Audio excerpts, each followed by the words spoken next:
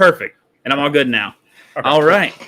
So this conversation was fun. It kind of birthed from I made a post about I put two at the same time. I did what are some good left-leaning role models and what are some good right-leaning role models. Yeah. And you and some other folks are chiming in about your opinions about right-leaning role models. Yeah, unfortunately, I did do that. I apologize for that. I accept full responsibility, so yeah. Oh, it's all right. No, that's the reason I do it. I love discussing these kind of things.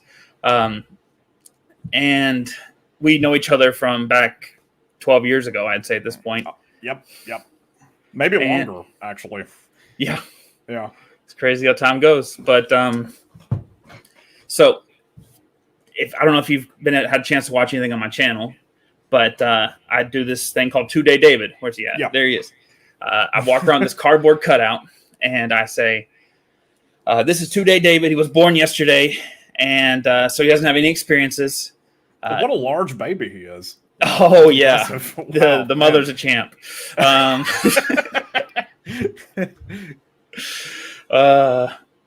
And I say, what's something that you believe that you wish more people thought or believed? And I ask that kind of questions to people on the street. And I want to use that kind of framing to talk about what we were talking about in that comment section. Yeah. And so, do you want to tell me a little bit more about your position right off? Yeah, sure. So I guess I'll just start with an overview of like who I am, and kind of why I'm a chronic poster, as you could say. So first off, I want to say that like doing man on the street stuff takes like a lot of balls, and I think that's really commendable for you to do that. I also think that like you basically just admitted to willingly inviting comment sections into your personal life. Yeah. Which I think is a real act of strength in the year of our Lord 2023. And I just want to say that I admire it, and I hope everybody watching knows what a brave boy you are for doing that willingly. So with that out of the way, so my name's John. I am a socialist leftist living here in Greensboro, North Carolina. I can't call myself an activist. I think that would be a little too presumptuous and would ignore people in our community who do a lot more work than I do. But I work with the Greensboro Abortion Clinic Escorts. I have done some speaking work with Guilford for All, which is a local progressive organizing group. And I've also done some pro bono work for Armed Margins, which is a left-leaning gun rights group focused on delivering concealed carry and other important gun training and safety seminars to people of color, the LGBTQ community, stuff like that. So me personally, I'm just a guy. I'm a hobbyist writer. I'm a D&D game master. Been married for 6 years, like cars, like video games, like coffee. So other than my political positions, I'm actually a pretty normal dude. So that's basically it right there. Oh, nice. I appreciate you giving the overview on that. Yeah. So when I posted the status that said, who are some role models who lean right? Yeah. And I believe it was either a combination of you and another person that were saying things that you can't be a good role model, or you can't have honest conversations with conservatives. Mm-hmm. Is that a statement that you're making, or? So yes, and because that is it is a statement I'm making. But as I'm sure you know, and as I'm sure probably most of your viewers know, it's a little more complicated than that, right? And so like I'm totally happy to like dive into what I meant by that. But yeah, I will say that more addressing the engaging with conservatives portion of that comment, right? I think that there is a tendency now, it's particularly online, less so in real life, because real life tends to act and operate by different rules. there's a tendency to believe that, like, oh, we should reach out to the other side of the aisle, right? Like, oh, we should, have conversations with each other, And I think that that's a very lovely sentiment. And I think that sometimes it can be good. But yeah, I think, to your point, I believe what I said was that it's very hard, particularly online, to engage with conservatives in what I consider to be a good faith argument, and I'm not really quite sure where to start with that, because there's several pieces to that question. One is, what defines a conservative? Two, what defines an argument versus engaging, right?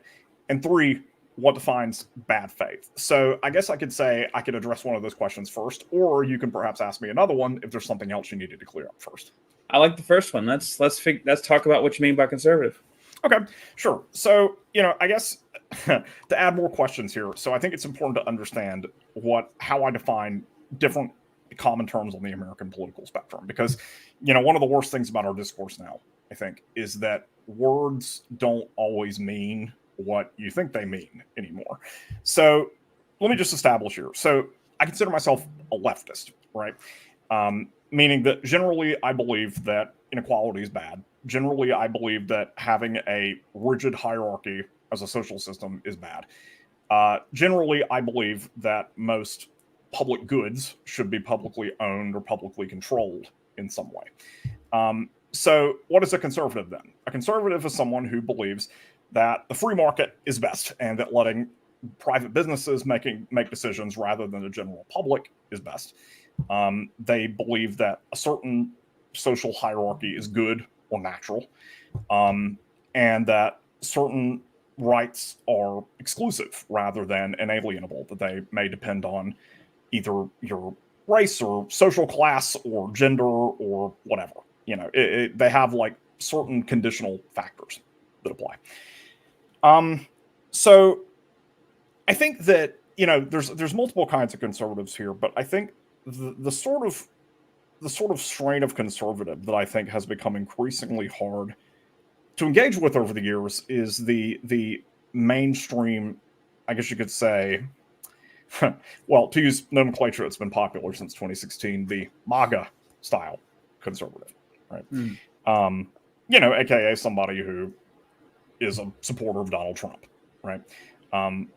Although that statement itself, I think, is a little bit reductive, right? Because, like, just supporting Donald Trump is really not, like, getting to the heart of the issue, right? It's Donald Trump's just, like, one guy. I think that, like, MAGA conservatives, to me, are separated from a lot of other people by their willingness to kind of play with facts, their willingness to engage for the purpose of winning rather than the purpose of learning or, like, actually challenging someone else's views.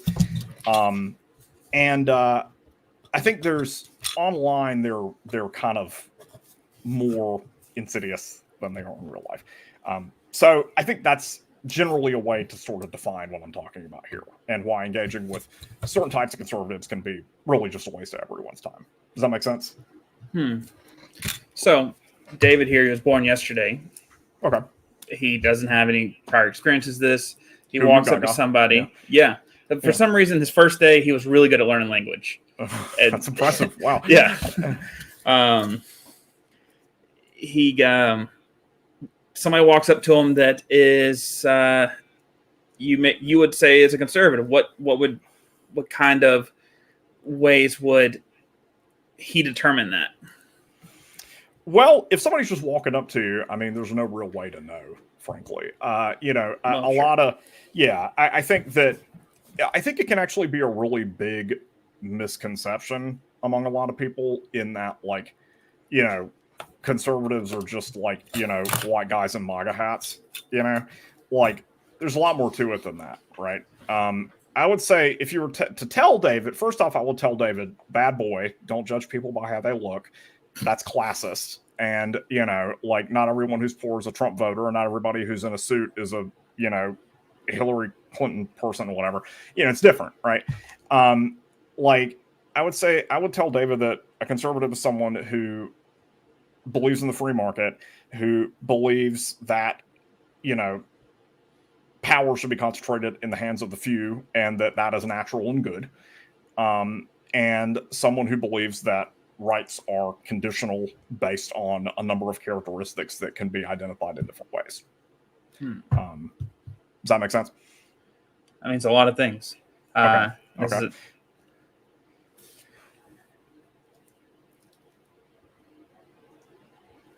Say what you were thinking there. I got a little sidetracked in my head. No, it's okay. It's okay. So, I think the second part of what I was talking about here is, first define a conservative, right? And the second is to define debate versus engagement. So let me talk about two different things to help us understand this here. So one is debate.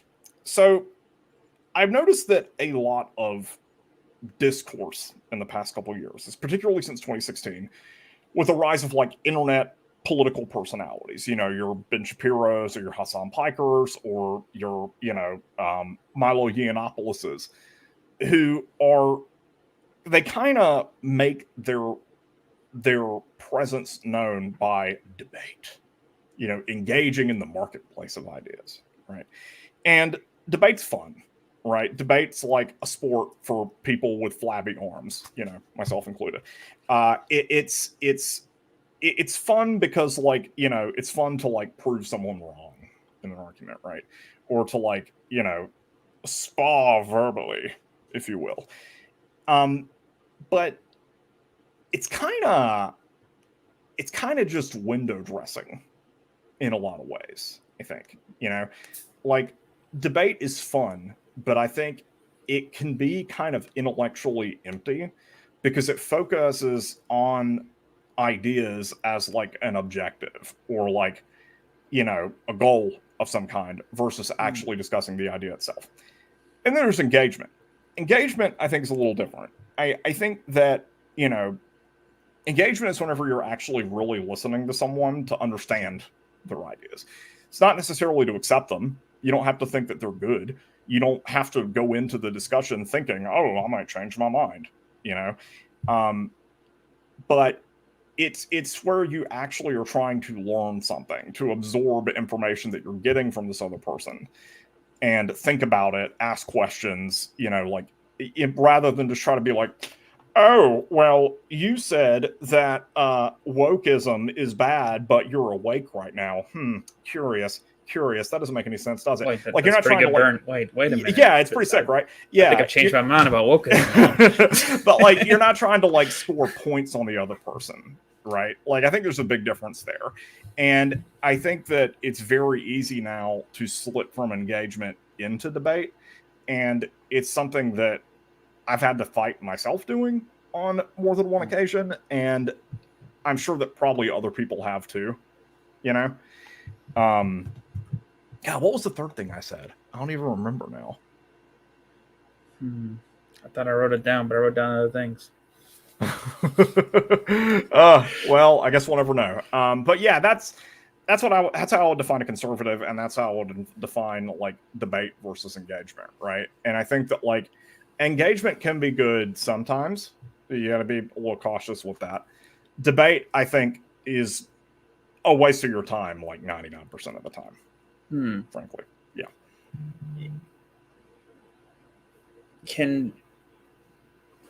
What would that 1% of the time be that it'd be effective? Well, I think that's a complicated question. I think if you're in a public forum where people are listening to you who are genuinely vulnerable to and susceptible to new ideas, if you're in a debate setting that's structured, right? Or let's say you're in an environment where somebody's shouting at younger people, college students or kids or high schoolers or something, and they're saying stuff that's obviously really bad or hurtful or incorrect, and I feel if you were to step in that kind of environment, that's something it could be good. I mean, of course, that's an absurd hypothetical, but I think it also depends on the type of person you're debating,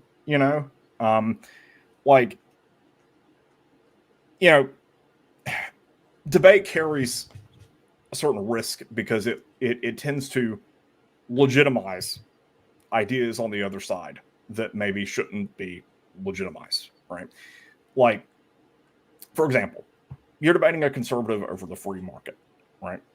That's certainly, I think, an issue that doesn't hurt anyone to talk about, to discuss, to debate. The consequences of it are, much more complex than the scope of that debate.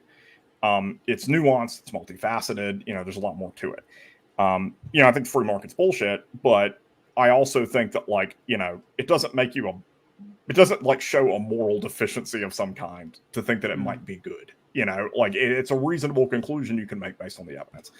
But let's say somebody's like, I want to debate whether white people are superior to black people. Then it's like, no, man, that's not something we need to talk about. That's not something that should be legitimized through the act of debate. That's a question that isn't even worth considering. That's just, not only is it wrong, but it's also just it invites people to start opening their minds up to that sort of stuff. And I think you have a responsibility to not make that seem like a legitimate thing someone should do,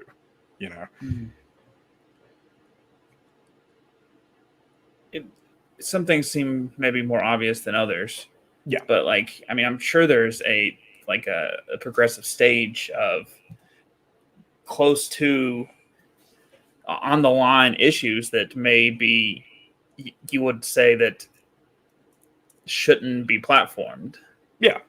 Yeah. What kind of criteria can you do? And at any point, is there any platform? Is there any setting similar to the debate in which ideas have a place to be discussed? Well, again, I think it depends on the sort of ideas you're talking about, right? And I think that if you're talking about really extreme stuff, if you want to talk about race or gender or anti-Semitism, stuff like that. If that's something you really are curious, what does the other side you want to understand why? And it is important to understand that, I've read a lot of material about really extreme right-wing stuff because I think it's interesting. I think it's important to know. It's important to know the sort of stuff you disagree with and understand how it functions, right? I think it's best to give people that sort of knowledge in context. If somebody hands you a copy of Mein Kampf and they're just like, hey, read this book, and you've never read about, and let's say this is some hypothetical situation where you don't know who Hitler is, you don't know what the Holocaust is, you don't know what racism is, and you pick up this book and your mind's like a blank slate and you just take all these ideas in, right? I think that's dangerous. I think somebody needs to first introduce you to the context of that. It was like, hey, did you know that the guy who wrote this book murdered 6 million people? And then it's oh, okay. So it gives you context to know what you're absorbing. And a lot of propaganda deliberately ignores that context. And that's why I think debating certain ideas can be really dangerous. So I think that the information should be accessible to people, because I think information should be free, period. I think that's just on principle. You should be able to learn about stuff you want to learn about. But I think that debate in a formal or organized setting can legitimize those ideas as saying something like, hey, this is worthy of us as a society considering, when no, it's not. We need to understand it and we need to know about it. But morally, it does not deserve a seat at the table. Do you know what I mean? And this is not a pushback. This is just a question to better understand the process here. Take old 2-Day here. He's basically a baby. Somebody walks up to him, hands him Mein Kampf, like you said, and he doesn't have the context. What mindset? What kind of process would he take to come to the same conclusion you're at? I think that it's, there's people in your life who should help you understand stuff like that. I hope baby David has parents, for instance, that he might be able to say, hey, mommy and daddy David, what's this book? And that his parents would be able to say, therefore explain the context to him, right? He could go to a library and read, challenging Mein Kampf, read about, who was Adolf Hitler, right? He may have friends, perhaps other babies that might be able to like explain to him in baby talk, like why the context of this. Most information like this doesn't exist in a vacuum. And I think that it's important for people who you care. Important for people you care about to help them escape that vacuum and help make sure that they see things in real world context rather than just the context in which they may be presented to them, which is often deliberately presented to them in that way. And you were saying that propaganda is an effort to circumvent that, to push it through without the context. Yeah. I think that, propaganda is designed to kind of, it's designed to grab you in a way that circumvents that ability or circumvents that desire to understand something in its context. You see this a lot with like anti-transgender propaganda, where it might say like, oh, well, these men are going into women's bathrooms and assaulting them. And it's like, well, in reality, like if you actually look at the context of that, like for one, no, that's incredibly rare, actually. Two, like the reasons for people being transgender are almost never rooted in like sexual perversion or deviation. It's almost always rooted in some sort of other condition or like other mindset, That's the sort of thing, or that's a very simple example, but like it's designed to make you, it gives you like a part of the truth or like a part of the thing, and then doesn't give you the surrounding context because it expects you to like glom on to that like really damning or like really incisive piece of information.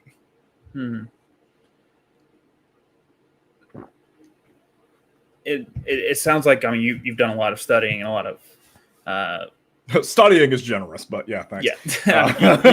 You've immersed yourself in this, a lot of these concepts, but your desire to look at it from the framework you're at, you're saying that the conservative might say that, and we don't have to talk specifically about one subject, but the science says this, and then you might say, well, no, that's not what the science is saying. It's saying all these things. How does David get your perspective, and how do you know your perspective is the correct interpretation? Is that too vague, or what do you think? Well, I mean, so I would say, how do you know anything is the correct information, right? I mean, we can talk about the objective nature of truth all you want, right? I mean, that's a big, that's a very big topic, and I don't know if you want to be here till like 3 or 4 a.m., but that's something we can certainly go into. And honestly, maybe you should talk about somebody who's studied more like actual philosophy than me. We're all philosophers. But, I mean, I think that like, yeah, no, right. You get to a point in life where like, what you consider true, I think is kind of becomes immutable at a certain point, like your values, your lived experience, the things you've been through, the things you've seen, the things people you love have been through and seen, like that you kind of get to a point where you're like, certain things about the world, like certain core basic things about the world, you just kind of believe are true, and I think that more than like historical context or like, scientific truth or whatever, like there's certain things that I think you just know just by living, like life just kind of leaves its marks on you and you kind of just gain knowledge from like existing, Now, as to how David could approach me with something like this, hey man, I read this book and I'd like to hear what you think of it. Like, can you tell me more about it? Like, what's the deal here? Or like, like kind of like how, say, you approach me, where you were just like, hey man, I want to hear more about what you think. All right, here's a real life example, honestly. So there's this guy I used to work with. His name's Joe. Joe's a conservative. He is not really your MAGA sort of conservative. He's more like a classic, like neocon type guy, went to Liberty, raised religious, like, I don't know if he voted for Trump or not. He probably did, but I think he like would regret it, like considers himself right wing, but like, not, he's not like, super passionate about it. Right. Me and Joe has, seen some of the stuff I've talked about online and like, heard that I did some work in the community and stuff. And he asked me like, hey man, can I just like sit down and pick your brain? And I said, sure. because it's like that is somebody who's curious, you know, like that's someone who is clearly engaging with me because like they're curious about what I think, you know, and therefore I'm curious, and therefore because he's curious about me in a way that I see as respectful and kind of polite and like open-minded, I'm willing to sit and I'm gonna listen to him too, you know, like somebody who, if there's a difference between somebody saying, hey man, can I ask you what you think about this, and somebody saying, hey lefty, how's that adrenochrome taste? You know, like there's like a That's different... originally what I typed out when I was messaging you, but I deleted it. Well, first off, I'll tell you, it's very umami. Has a nice, like, very pleasant, savory quality to it. Jeez. You know, that's I thought is what I hope Baby David would do, is like he would approach someone not like trying to like defend his own preconceived notions, or like, you know, try to like he sees something the other person does and is like, oh, I'm gonna prove him wrong now. Yeah, but like be curious, be intellectually curious, be open-minded, and like focus on the ideas first, right? Rather than like, you know, how to defeat those ideas, or like how to gain points on the other person, you know. Hopefully Baby David's not on Facebook, or else he might just skip to that other part. But you know, I'm assuming this is like, I don't know, like a restaurant or an airport. He's got an Instagram. You know? Oh, cool. All right. Yeah. Technically a TikTok. So I got your YouTube chat open. Yeah. And I see some people asking some questions here. Do you mind if I just like pause to answer them? Yeah, go for it. So Navigate with Nate. Yeah, he asked, so can someone just know something from their experiences and be mistaken? I mean, sure, dude. You know, like, yeah, of course you can. You know, I guess the type of stuff I'm talking about, like knowing from your experiences, you know, is like, let me just give you an example. All right. So my mom was a teacher, right? And, you know, she's a single mother. She was a special education teacher for like 30 years. And I saw a lot of things through that experience that I think kind of taught me stuff about the world that like is just like, I can't unsee it, you know. I saw like poor students, you know. My mom would like, I don't know, one time she like bought a hoodie for a girl because she'd been wearing a hoodie that had holes in it for like 2 years, and my mom noticed that and was like, Jesus, like somebody's got to help this kid out, and just like bought her a hoodie, you know. Like I've seen kids struggle and like cry with like certain academic subjects, you know. And that's the sort of thing that taught me like, oh, our education system doesn't really work the way it should, you know, especially for kids who are like disadvantaged or, you know, mentally handicapped or like impoverished or whatever, you know. And that's something that I've like seen, right? You know, and that to me is a truth about the world that I saw with my own eyes. And, you know, I might be mistaken about that. It's possible, sure. But like, you know, it's something that like I look back on that has like kind of formed part of who I am. And like, regardless of whether or not it's objectively true, like it's true to me, you know, and it's something that I continue seeing in, you know, some of the work I do, you know, out in the community, and some of the stories I heard from my mom, you know, later in her career. You know, that to me is still truth, you know, and that's probably not a very good answer to your question, and I'm sorry. But it actually helps. Yeah. So I guess what I'd like to find out further from that, you said you had experiences that showed you this is a reality of our world. Yeah. And it led you to have like a leftist mentality of many things. But other people have different experiences. And that shapes them to have different views of the world. Some of them being all sorts of different things on the political spectrum. Is there a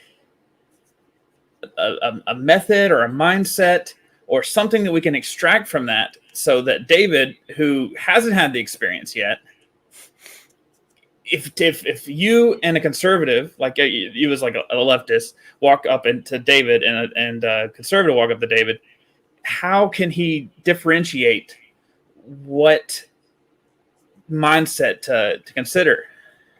That's a good question. So, first off, I'm going to slip Baby David a crisp $20 bill. Okay. All right, he's a leftist. like a real nice, like little $20 bill. I'm going to be like, Baby David, this is what we call a handout.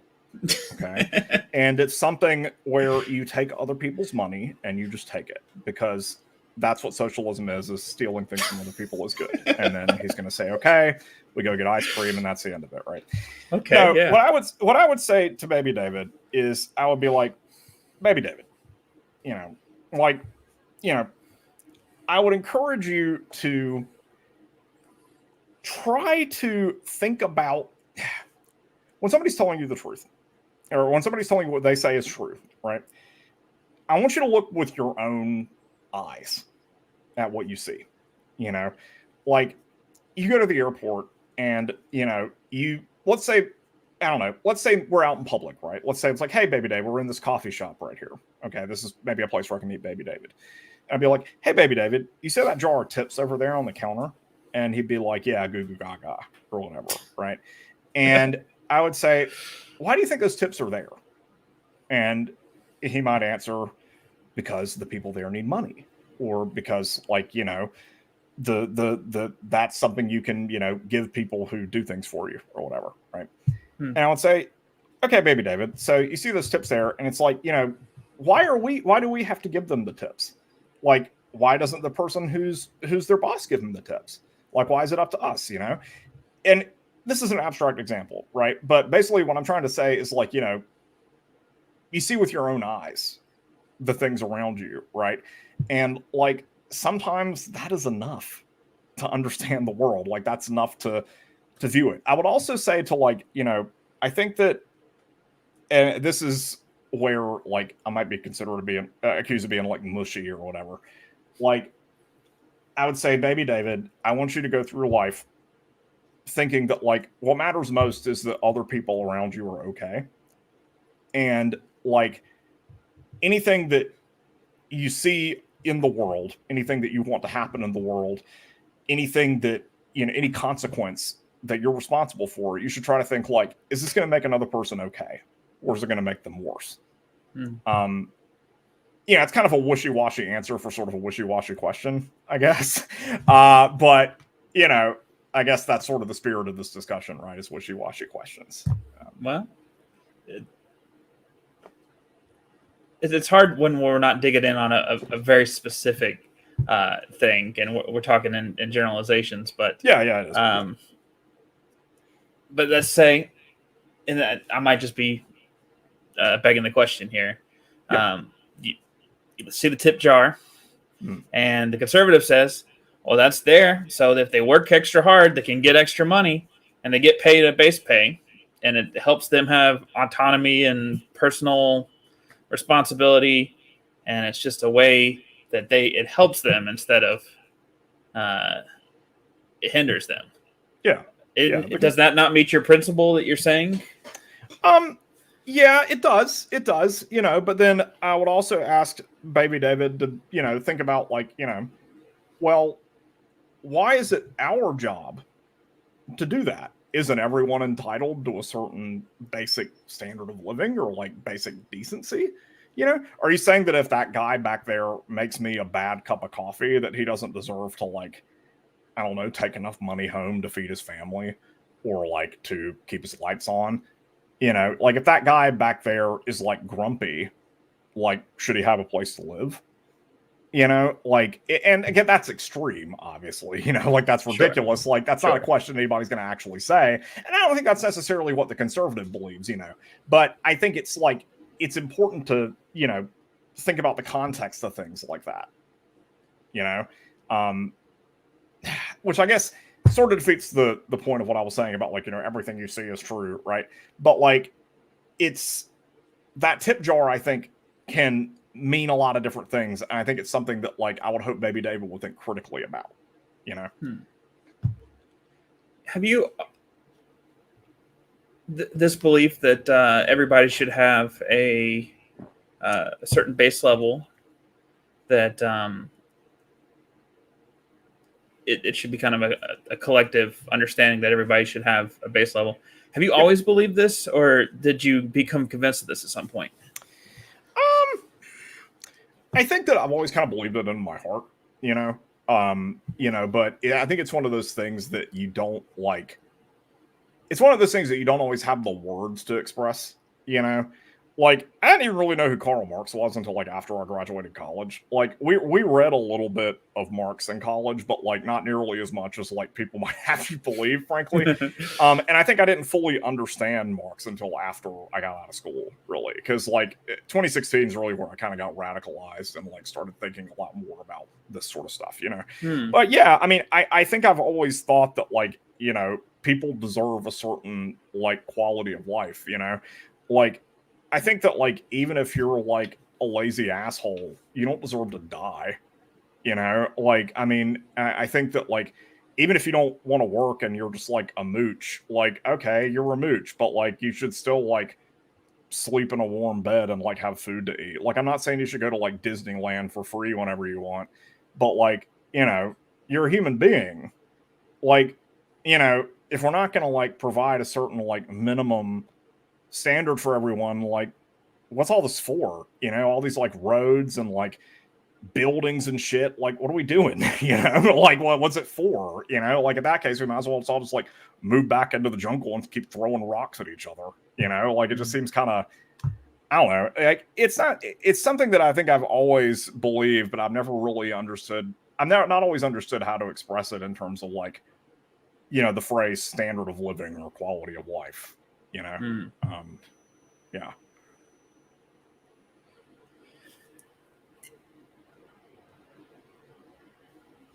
You mentioned earlier, and I just saw that comment there. Yeah. I love this little feature here.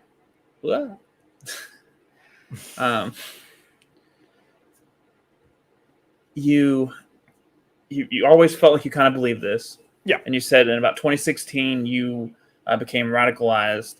Yeah. And do you think because you always believed that the radicalization went in this way and not in the opposite?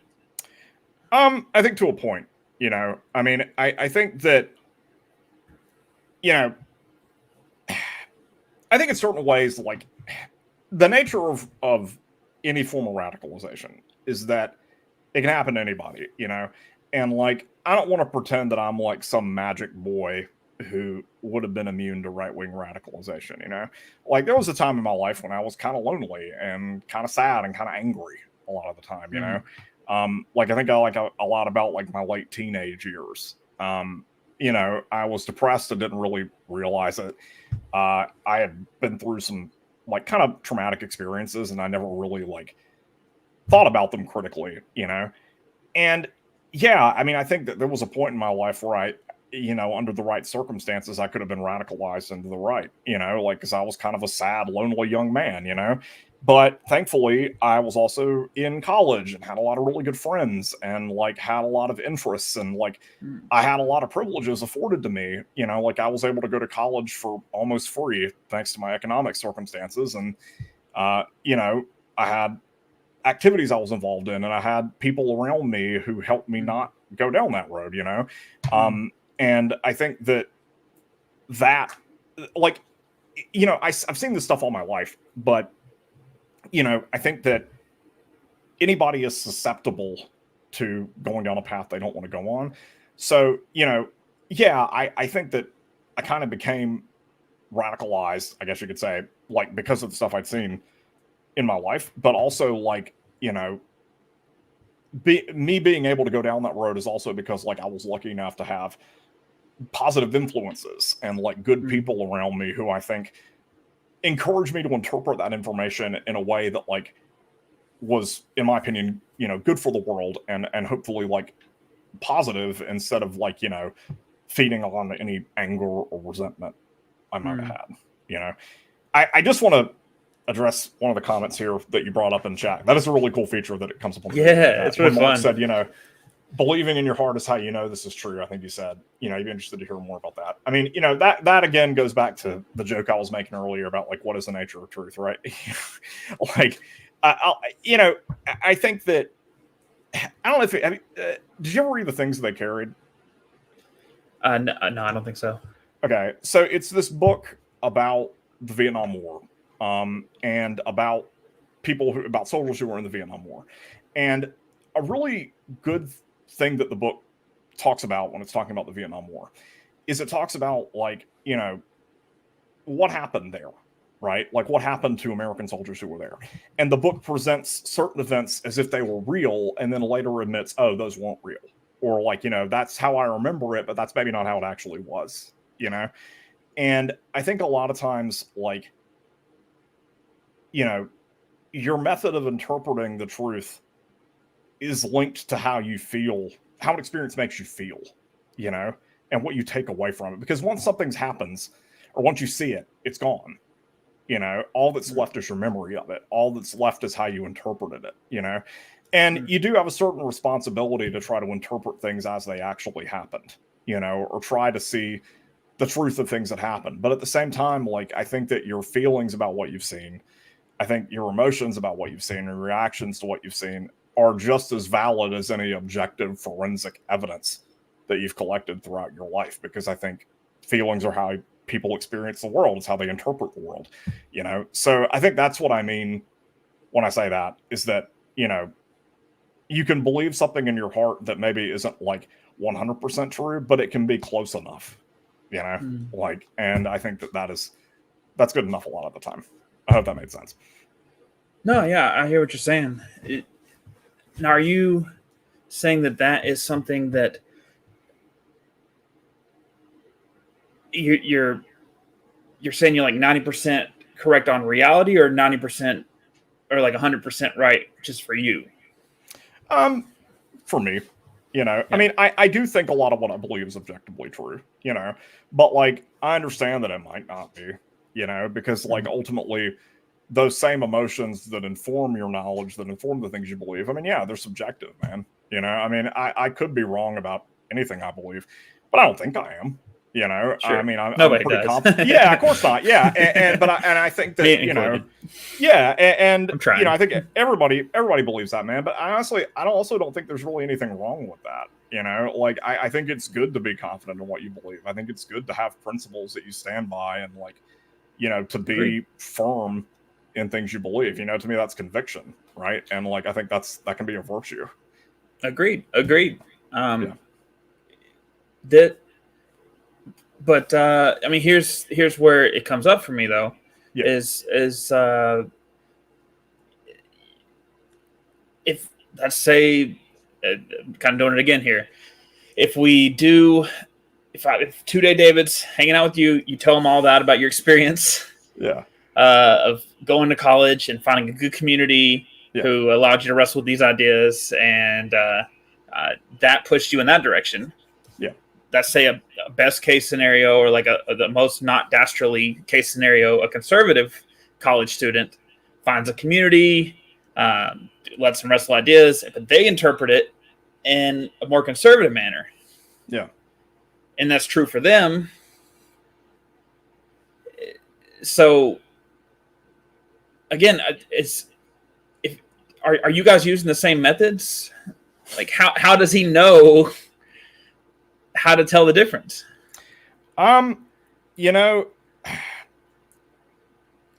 good at this, man. That's a good question. Yeah, I mean, of course, a conservative college student's going to learn from their community too. If they're part of like conservative student clubs or whatever. I would say to David, I would try to tell him, which one of those things resonates most with you, like, and resonates most with your, the things that you've seen and the things you've experienced. And I will tell them, first off, like, you're 2 days old, so like, don't just interpret the world as you see it now. But like, as you get older and like you start to see things most in the world, try to think about what most resonates with what you've seen. And he might go the other way, and like, I think that's a shame, but I also think that your life can ultimately shape a lot of those experiences. Like, a lot of times, man, honestly, I almost feel like I arrived at a lot of my beliefs kind of by accident. Like, it's just sort of the lot I've been dealt, right? And like, just, I still think I'm right, like, and sure. I still think that what I believe is right. But like, it's a lot of who I am is sort of an accident, frankly. Like a lot of the things I believe, and you know, whoever Baby David is going to be shaped by not only the things he sees, but like the people he surrounds himself with. Um, you know, the people he asks these questions to. Yeah. I do see a chat question here from Navigate with Nate. Where he asks, so if conservative ideas resonate more with today David, is he then justified in holding his beliefs? I mean, yeah. And is that a moral problem? Like, is he doing a moral bad thing? Yeah, I mean, of course he's justified. Anybody's justified in believing whatever they believe, right? I mean, justification is not really the question in my mind. It's like, it's more like what becomes, I think a lot of conservative beliefs are wrong, like morally, ethically, logically. But like, I don't think that simply arriving at those beliefs, I think, is not like, there's nothing like it's totally justified to come to that conclusion because, a lot of right-wing beliefs, I think, have things in them that people can see truth in, that can see like, they can see something valuable in them.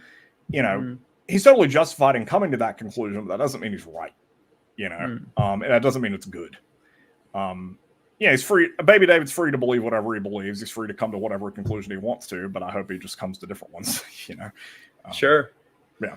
Do you think there's a way to,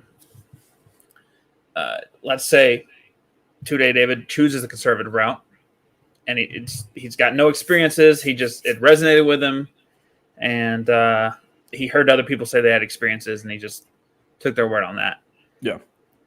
How do you feel there is any? I mean, if you think the ideas are wrong, if you think the ideas are morally incorrect, do you feel any kind of obligation to try to convince them otherwise? Well, I mean, I think that depends on who am I to Baby David, right? Like, am I a friend? Am I a parent? Am I a brother? Because in that case, yeah, absolutely, But like, if Baby David's a stranger to me, I mean, no, I'm not obligated. But if Baby David came up to me and asked me questions, and like I kind of maybe got the vibe that maybe he was like, into some of this stuff, I mean, yeah, I might try to politely steer him in a different direction. If he asked me a question where I could bring that up, yeah, I might like bring it up, But I think that like, if you feel like you have a responsibility to make everyone in the world see the light, I think you're going to have an uphill battle, And I think that kind of gets back to, sort of this first question you asked me, which is like, is engaging with conservatives a waste of time or not? And, I think the answer is it can be, because like you could also be using that time to like, act upon your beliefs rather than just like debate them with someone else, Like something I started doing after 2016 is I started doing volunteer work for the first time. And I'm not saying that to like toot my own horn or like, to draw a cute little halo around my head or whatever. I started doing it because it made me realize that like, rather than just like exploring ideas or like, like pretending I was some scholar, discussing all this shit in the library or whatever, like instead I was like doing it. Like it made me feel like I was actually contributing to the world instead of just like contributing to the noise, contributing to the conversation. Because like, there's already so much of that I wanted to feel like I was actually doing something, Yeah. I guess, I kind of forgot where I was going with that, but you're saying that you felt more productive with your values by taking action versus just discussing the actual values. Yeah, and I think that like, that's a mistake I think a lot of people, particularly leftists, fall into, is that, like you can spend all day online like dunking on conservatives or like, replying to Ben Shapiro's tweets or whatever. I mean, I've done that shit, man. You know, it's kind of fun. It's kind of silly. You know, it's fun to get a couple likes when you like, you know, call Ben Shapiro short or whatever. But, you know, like, I mean, I'm like 5'7", so I can't really talk shit. But, you know, but I think that a lot of leftists spend too much time focused on that and not enough time just like doing shit, you know, because I think ultimately like you're going to do a lot more good in the world by like helping out with like food distro or like, you know, donating money to a local organization or like helping box up some stuff at a food bank than you are like talking to your Uncle Greg online about why trans people deserve to live, you know, like it's like, because there's certain things that like, you know, if a person doesn't believe that it's like, you know, what can you say? Right. You know, like if a person thinks like, you know, oh, transgender people don't deserve to like live and be happy, then it's like, I don't know, man. You know, like I don't really know where to start with that. Yeah. It's just like, you know, if you don't believe that people simply deserve dignity just by virtue of being alive, then it's like, I'm not really sure what engagement does at that point. And maybe your time is better spent like engaging with your community, you know?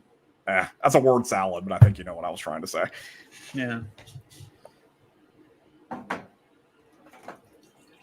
If I'm going to do it one more time for you here. Here it is. Yeah, sure, Mac. No, go for it. Yeah.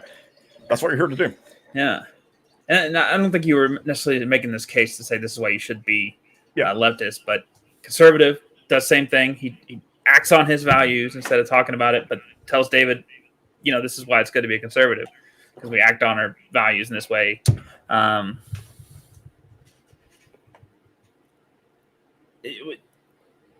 Let me pivot real quick and ask you, what can you still, man? You know that phrase? Can you give me the best case scenario why someone would be conservative, like with all best intentions, all no disingenuous, no dishonesty, no anger or anything or whatever? Well, maybe you know, I guess anger is a natural thing in the world, but you get it. Yeah. No, yeah, absolutely. No, because I've met a lot of conservatives that I think are like, you know, decent people, you know, like, because conservative comes in different flavors, right? I mean, you've got like, you know, your go to church on Sunday, think you should work hard, you know, maybe owns a small business, you know, thinks the gays, doesn't like scream at gay people, you know, he's just like a normal fucking person who's just like leans a little right, you know, that's different. And then you got like, I don't know, like, like some got like a Proud Boy, you know, there's levels to it, right? And I think that like a lot of I think the best case scenario for like how somebody could arrive at being conservative is because, you know, they genuinely believe that, you know, like if you work hard, you'll get ahead, or that like people who become rich are rich because they worked hard and are morally good, you know, like, and I think that that's something you can genuinely believe, you know, I think that that's a myth people can fall for, you know, and it doesn't make them stupid. It doesn't make them, you know, like, but I think that like, you know, anybody can fall for that narrative. I think it's appealing in a lot of ways. You know, the idea of a meritocracy is a very appealing thing to believe. And conservatism has a lot of like, you know, it's the things that it purports to do, that it purports to believe in are like, you know, hard work can lead to great benefits. And like, you know, you can rise above through your own sheer force of will. And that like, if people who were poor would just work harder, they wouldn't be poor anymore. Like, yeah, that's a great thing to believe. You know, like I can understand the appeal in that kind of belief system, you know. Now, like the whole, like people don't deserve rights or whatever. I mean, you know, even some of that more extreme stuff, you know, it's not, I would not consider it morally acceptable. Whereas some of the other stuff that I was just talking about, I think is a little more reasonable, you know, like, you know, there's a difference in believing in meritocracy versus believing that trans people should die. You know, that's a big gulf in opinion there, you know. Like, even then, I think that like, you know, people can arrive at these conclusions based on like fear or like because something horrible's happened to them. You know, I think of like, you know, who's the most famous anti-trans person in the world right now? J.K. Rowling, right? Like J.K. Rowling was in an abusive marriage and like went through some really serious shit that I think like kind of traumatized her, right? And like, so it's easy to understand like if you've been through some shit or like something's awful's happened to you and you didn't have like, something steering you in the right direction, or you weren't able to process your trauma or your lived experiences in a healthy way, that, yeah, you could end up believing something like that. I mean, I was just mentioning earlier how, like, some of the stuff that I'd been through when I was younger, some of the things I'd experienced that, I think I could have gone down a path like that if I hadn't had, like, the right people around me and the right opportunities, So to answer your question, I think the best case scenario is somebody who just genuinely believes in the conservative narrative, but is just wrong about it. And it's okay to be wrong, like, I mean, if you have good intentions, there's nothing wrong with being wrong necessarily. People are wrong all the time. I'm wrong about stuff. And I think that also, from an empathetic point of view, I think that people can believe things out of fear or because of bad shit that happens to them. Like, life can mess you up in a lot of ways. And, you can, a lot of really awful people who believe awful stuff didn't get that way on purpose, and, like, it doesn't excuse what they do or what they believe, but I think having empathy for that can, it can help you feel better about it, at least. So, 20-minute answer to your question. No, I love it. I could listen to this all night. Yeah.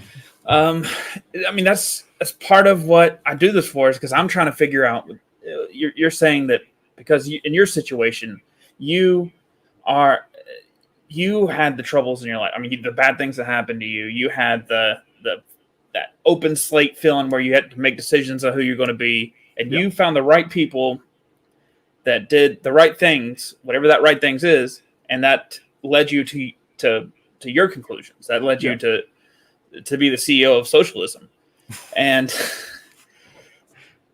but if that same situation happens, the trauma, the open to new experience, the wide open, you got to pick a choice kind of thing, and they meet a conservative group, they end up conservative potentially.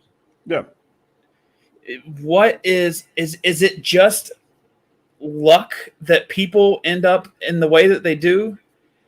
Is it just literally like, if we put David in a camp? I mean, if you take him to a conservative school, he's going to end up conservative. You take him to a left-leaning school, he's going to end up left-leaning. Is it that simple, that it's literally just a chemical reaction? No. I mean, even in my case, I mean, I made some good choices, thankfully. Like, I made good choices. Like, going to school was really good for me. I think it gave me a lot of direction, a lot of purpose. Like, I went to therapy after I got out of school, and I've been in therapy for 10 years, and it's really been good for me. When I married my wife, like, I feel like I made a really good decision. Like, I dated a lot, and I deliberately chose a woman who I thought was, like, a really exceptional woman. I mean, I fell in love with her too, obviously, but, like, I think I made a good call, like, and so, like, yeah, I mean, obviously, like, you are in control of your own destiny, but, like, I think that invariably you're gonna be influenced by shit that's happened to you. So, it's not all luck, but, you are given a certain hand that you have to play with. And I think that for certain people, that hand is going to lead you you're predisposed to lean in certain directions because of things that have happened to you, so no, it's not all just luck, but a lot of it is, honestly, like, I mean, I feel like if I hadn't had certain privileges that I've had in life, like, yeah, things could have turned out differently for me, but I'm still proud of the choices I made, and I still think, like, yeah, that contextually, yeah, absolutely, yeah, and that, like, part of where I ended up is also due to my hard work. Like, I think that those things they're not mutually exclusive, I'm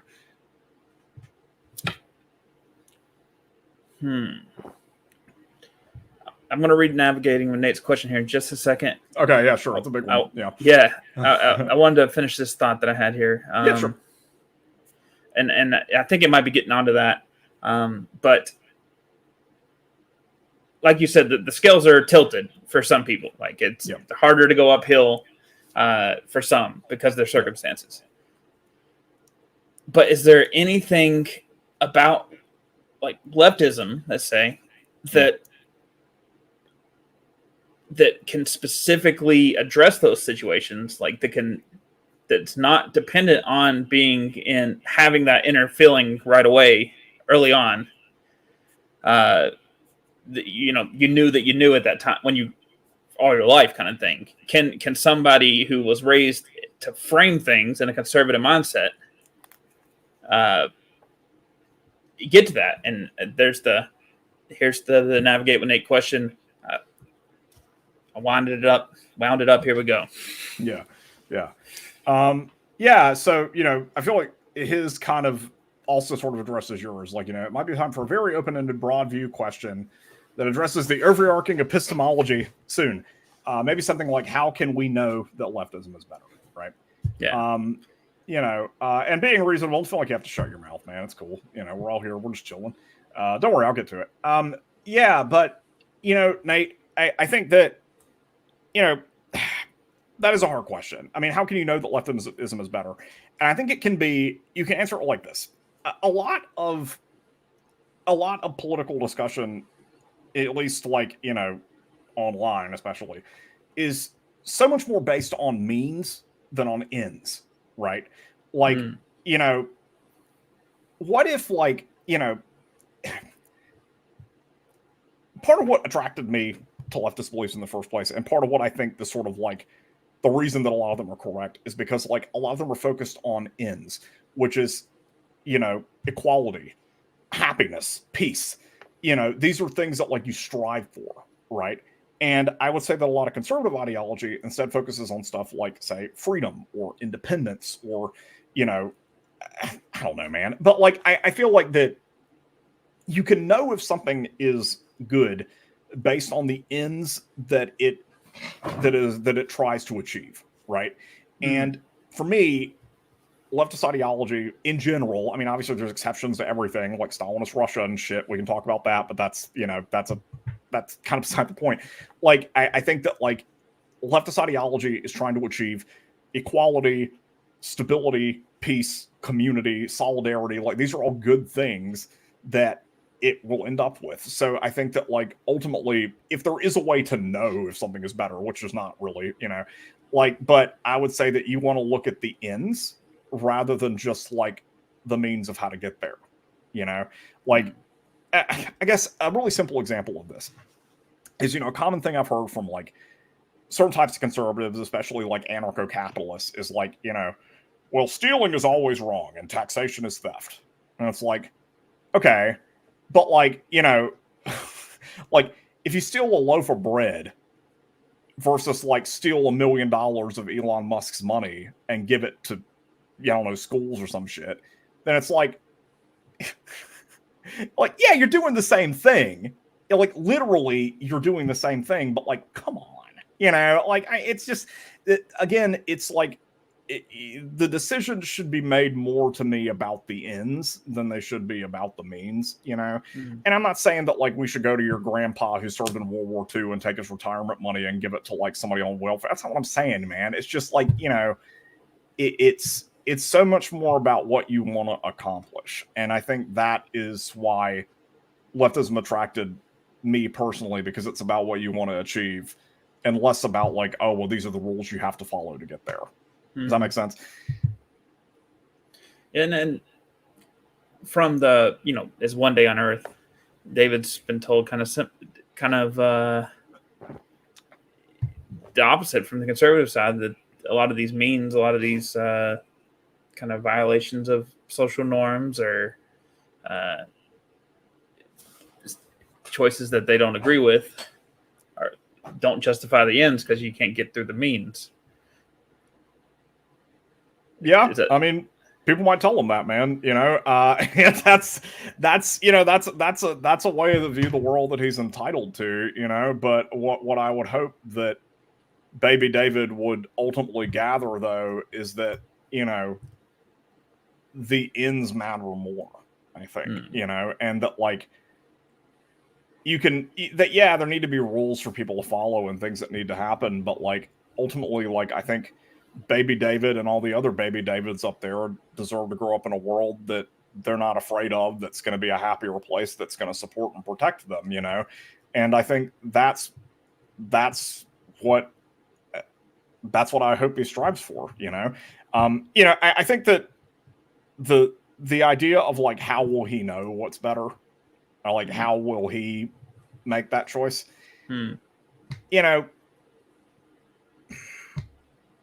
We'll see. We'll have to see how baby David grows up, man. I mean, a lot can change, I just hope that he has positive influences.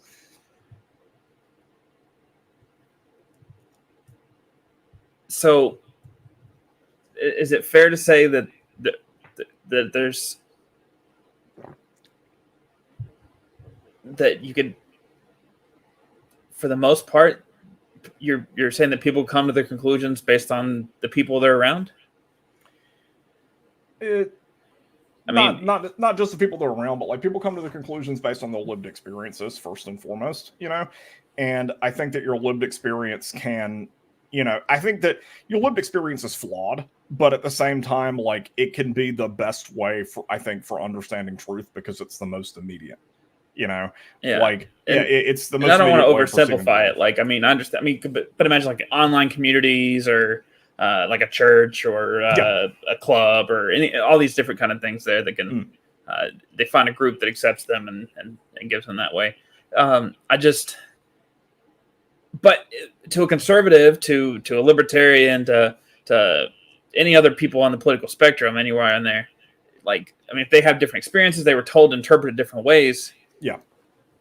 I mean, is it just that we're not talking specific theory enough to kind of talk in that way? Or I'm just saying, like, if David came to you and said, why should I be a leftist? I mean, and you say, well, it's right to do this. And then he came to a conservative and said, it's right to do this. And it's the opposite thing. Yeah. Well, he's got to make a choice. And not everybody's going to make the same choice, But I think that, regardless of the choice David makes, so long as he's not a Nazi, I think he's still deserving of like the same opportunities and like the same benefits as a leftist would be, I mean, because ultimately I think that like human dignity is universal. Like it doesn't really matter who you are. I mean, even like Donald Trump deserves like, he should have like shelter, like, like, I mean, I wouldn't really cry if something bad happened to him, but like, I think anybody who's a human being who's alive that isn't like actively involved in like, I don't know, hurting other people should like, he's still, baby David, at least. I mean, Donald Trump's a more extreme example. Baby David's still entitled to like, human dignity. That's a choice he's got to make, and he still deserves to be treated with respect. To a point, but I think he's a baby, so I don't think we really have to worry about that, It feels like maybe, and this is a very broad brush, but it feels like what if conservatives were saying the to a point is just further along than your point? Is there anything that would change your mind about your position on this baseline human dignity and in favor of meritocracy? That would change my mind? Yeah.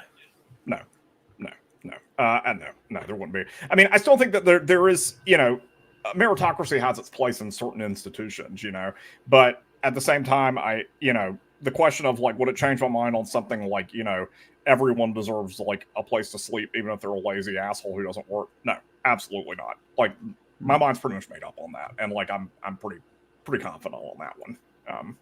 Yeah. And I'm not pushing back on the idea itself. It's more or less just the methodology to. No, I get it. Yeah, no, I get it. And speaking of the methodology here, Mr. Being Reasonable asked a question. You guys ever wonder what would be a better way to know something other than lived experience? I guess it depends on the situation, maybe. Yeah, I mean, it absolutely does. Last fall I replaced the clutch on my car, and it was like a big thing that I had to do a lot of research for.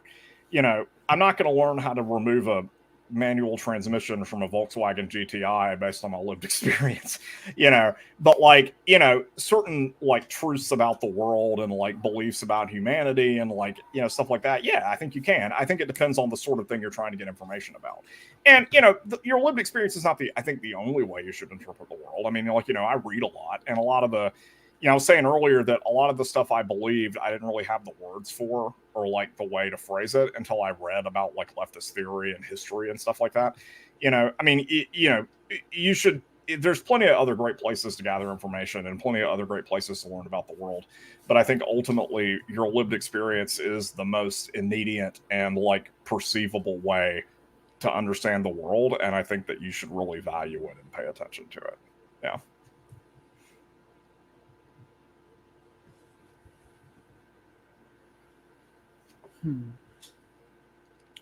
If you don't mind, I'm just going to take a second to think.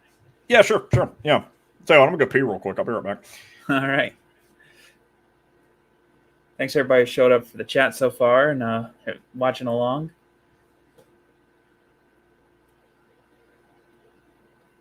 Kip, good to see you on the live screen. Appreciate your comments. Whew. Thank you. So, you guys all leftist now, or are you conservatives? How's the process going?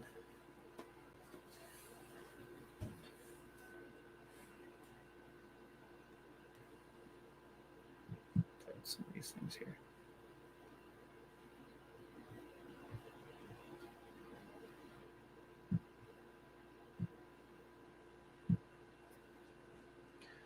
I'll probably John has radicalized him. There we go. I'll put that up there. It's fun. I'll leave that there for when he comes back.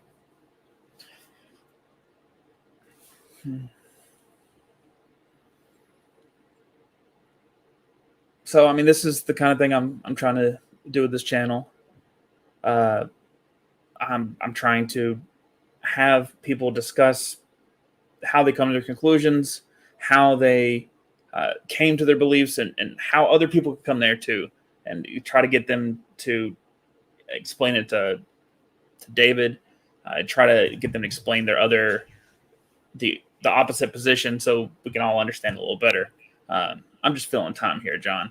Welcome back. No, you're good. So Tildarian said that I radicalized him. Thank you, Tildarian. If you can just send HR your social security number, your address, and fill out your W-9, we'll get you on the payroll real quick. It won't take long. So I want to kind of follow up on something I said earlier, just because like I thought about this while I was peeing.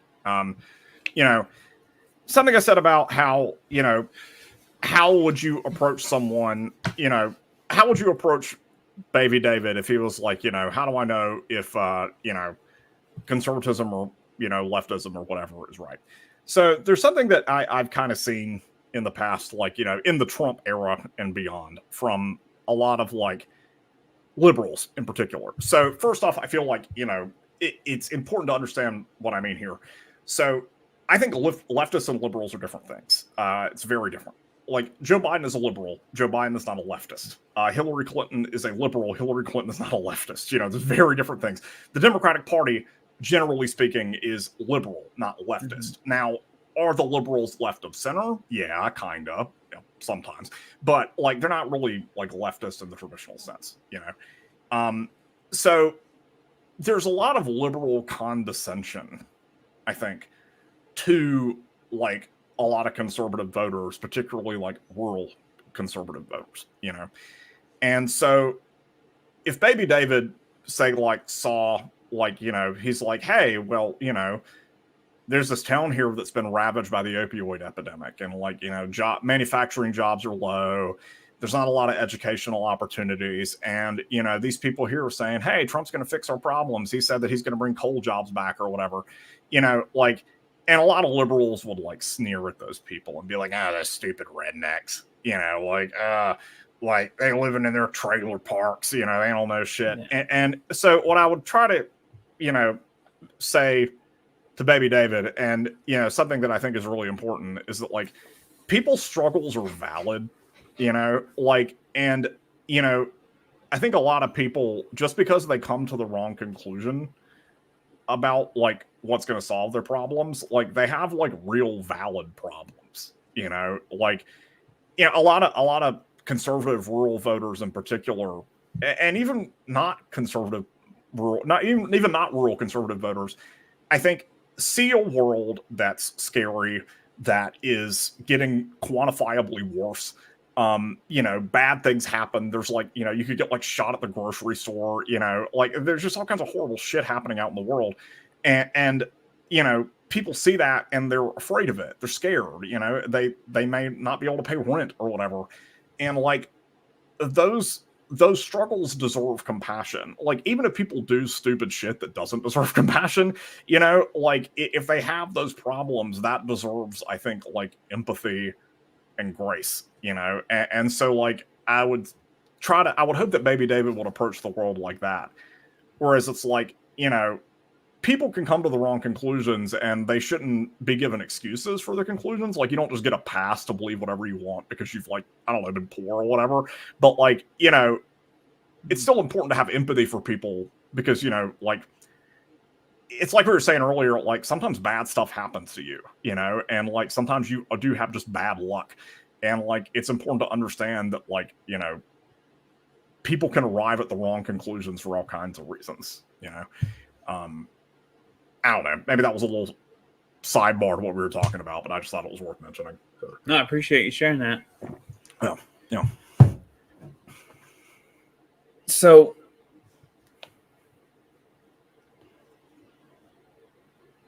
first off, I've really enjoyed talking to you here. Thanks, man. I appreciate it. No. You've been very charitable. Enjoy you jumping in with the chat. Likewise, and, bro. Yeah.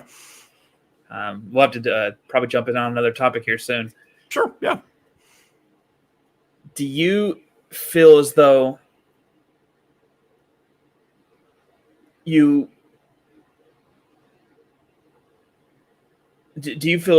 have explained your original, like our original topic well? Do you feel like there's anything missing? I mean, I don't know. I'm always kind of hesitant to say that I've ever explained anything well, especially politically, you know, because like I doubt myself all the time, you know, like I have conviction in a lot of the things I believe, but I think that it's good to have, you know, that sort of spirit of self-doubt and self-criticism. So, you know, to get back to the very, very, very original point of this conversation, like way before all this other stuff, which is like, is it worth it to engage with conservatives, you know? And I would say that, you know, to debate them, no, not really. But if you have like an uncle who's like, you know, into like guns or something, you know, and he's like, oh, I'm scared of Joe Biden taking all these guns and, you know, something like that. And this is a guy, you know, he's not a bad dude. He's not trying to hurt anybody. He's not like, you know, racist or whatever, or at least not like, you know, overtly or on purpose, you know, like if you can maybe talk to him and, you know, depending on what your perspective is, you might be like, hey man, I'm scared of getting shot at school. Or you might say, hey, did you know that Marx is actually pro-gun too? Like, under no pretext should the government seize the arms of the workers. Like, that's something Marx said. And, you know, that's a way you can reach out to your uncle and like better understand his perspective while also sharing yours, you know? But I think that, you know, at the same time, there are certain ideas that are not worth engaging with, you know, and certain ideas that I think can actually be harmful to engage with, because, you know, there's a lot of like, you know, people of color or women or, you know, disabled people or queer people who, you know, their existences aren't up for debate. You know, they're not an issue that can just be kicked around for fun, you know, and like, I would say in that case, you know, nah, like there's nothing to talk about, you know, either like you believe these people deserve to live good lives or you don't. And if you don't, then, well, I mean, you know, that's wrong. You know, that's bad. That's, you know, that's a bad thing to believe. So, you know, I think that you can, but you need to do so with caution, and you need to, you know, be sure that the other person is actually going to engage back with you, you know? Yeah, it's got to be reciprocal. Neat.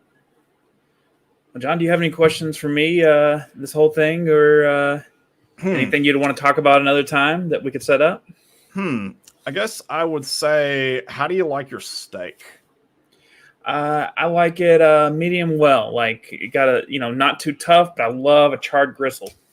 You know, you said this wasn't a hit piece, but you brought me in here and started talking about how you like your steak medium well. Jesus Christ, man. I just, you know, that's you know, wow. I mean, you converted me to the anarchism. Yeah, so, but I mean, I think unfortunately that might be the worst opinion you have, man. I'm sorry. Like you seem like a pretty good dude, but that's we all the have worst flaws. opinion you have. Yeah. No, I'm a medium. I'm a very much a rare guy myself. But that's okay. I'll let that one slide, I guess. I just like the taste of burnt things. I like burnt cheese, burnt gristle. I mean, when you explain it that way, it makes sense to me. But at the same time, but I don't want it to be tough. I want it to still have a little pink in it, like in the middle. Are you sure that's medium well? Like, no, I'm not. But because to me that sounds like it might be a little closer to medium or even medium rare. Like, maybe I don't know what the fuck I'm talking about, man. Look, honestly, I'm a freegan, so like any steak that's given to me is good steak. Okay, well, if it's given to you, I mean, I'm that way about beer too. It's like, earlier tonight, I had some like crazy 14% burial craft thing that my friend got me for my birthday. But if I'm at a function and somebody's like, "Hey, man, you want a PBR?" I'm like, "Sure, yeah." I mean, whatever. I'm not a snob, Like, I mean, I'll take what's offered to me. Yeah. Absolutely. I mean, it's a good question and something I've kind of kept secret from the internet for a while now, but I'm ready to come out with that. That's okay. Well, like I was saying earlier, man, you deserve dignity even when you're wrong. So. I almost thought it was too far. Cool. Well, if there's nothing else, I think I'm going to call it a night. And yeah, man. Again, appreciate it. Really enjoyed it. Let me know if you want to talk about anything else, because I think you'd be great to talk with again. Yeah, brother, anytime. And, I think it's cool that you're trying to have an open mind here. It's very hard to be a sort of like neutral, curious party in this day and age. And I think that it's tough, man. You're a brave guy. You're a brave guy, and I really admire it. So, yeah, cool. All right, man. Awesome. Hey, you got some compliments here in the chat, just by the way. Do it again. Find a conservative for a three-way. Sorry, buddy. Not gonna fly. But if that's the lifestyle David lives, then no judgment from me, man. No judgment from me. But yeah, thanks everybody in the chat for hanging out. I appreciate you guys. And hopefully you learned a thing or two. If you didn't, then hope I made you laugh at least. So cheers. You were great. Thanks, easy, buddy. Take it easy, brother. See you. On that note, I would love to have a conversation with both someone on the left side and someone on the right side at the same time, and discuss that with 2-Day David as the process of, let's have two people from both sides trying to explain that to someone who was born yesterday. Really enjoy all the comments, everybody, and I really enjoyed my chat there with John. And if you know anybody who might want to have a conversation like this, please send them my way, because this gives me so much dopamine. Good night, everybody.